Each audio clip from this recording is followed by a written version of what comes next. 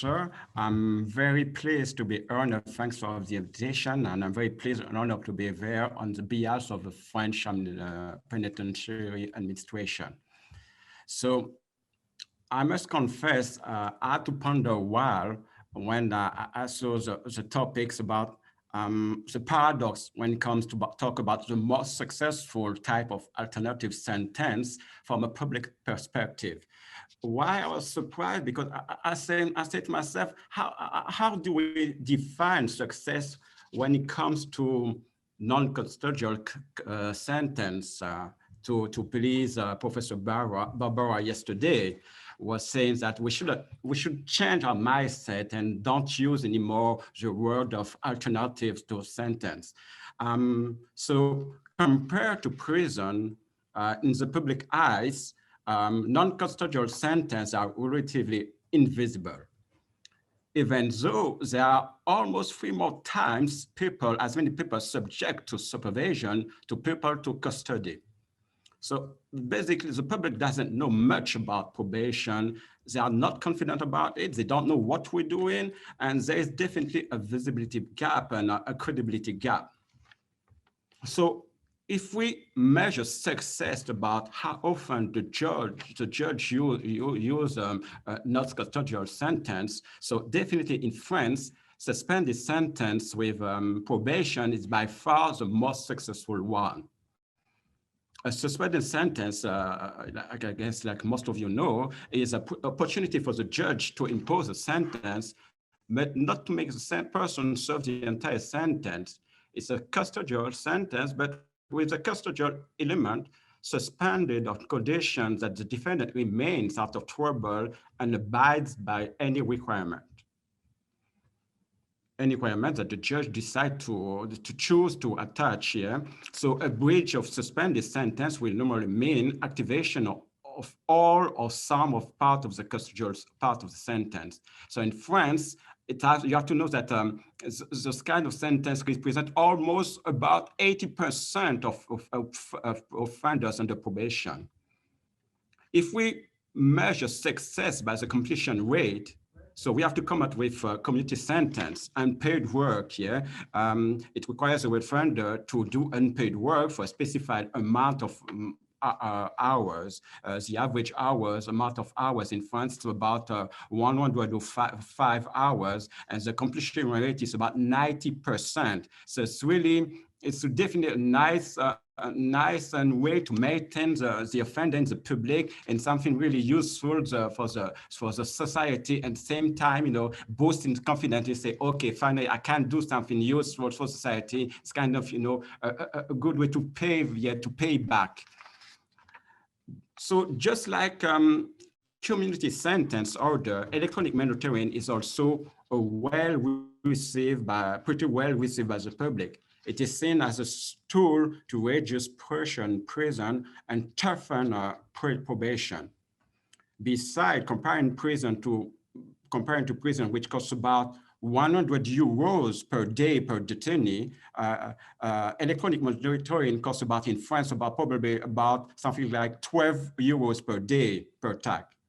So I can say it's not easy to single out a non-custodial measure. There is a wide range of them, a wide range of alternative to imprisonment as set out in the Tokyo rules or the Council of Europe. In a nutshell, oh, sorry about the video. Yeah, sorry. Unfortunately, I pushed the button. Yeah, sorry about that. Yeah. So in a nutshell, courts can, in parts, fines, community sentences, orders, suspended sentence with or without probation, conditional release, halfway houses, or electronic monitoring. It doesn't make sense to grade them just like in a beauty contest. What matters is the alternative to imprisonment are often effective at achieving important public safety objectives, such greater security for the population than imprisonment. Like Lisa, the judge from France was saying yesterday, criminal justice implemented a reform in 2019. They recently decided that the offender makes the offender assessment play a major role in the decision-making when it comes to sentencing and planning supervision.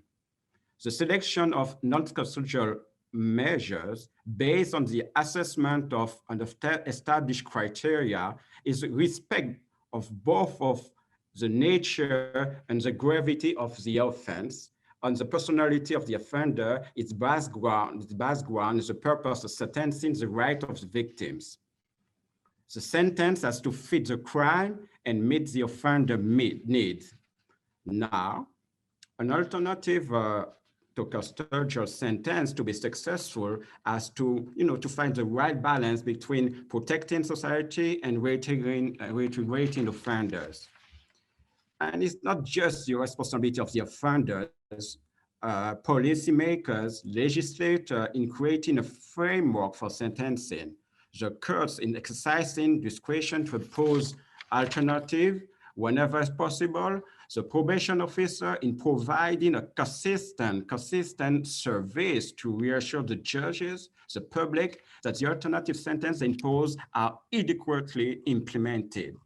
So what we have to bear in mind is with the COVID-19 pandemic, people, society, judge, everybody will realize being stuck at home, it's not something like really easy, and you can make some kind of parallel with electronic monitoring. So they kind of be able to relate to it and say, okay, fair enough. Wearing an ankle tag all day long, actually it's kind of pretty tough, and it's kind of a good way to promote this criminal justice 2019. And I had something, few notes I would like to add, because I was talking about some kind of paradox, because what we're doing as probation officer, the public doesn't know much about it. So if we want to, tackle this credibility gap and visibility, maybe we should talk more often about what we're doing, explain to the public what's the probation is supposed to do, what's going to happen in case he breach the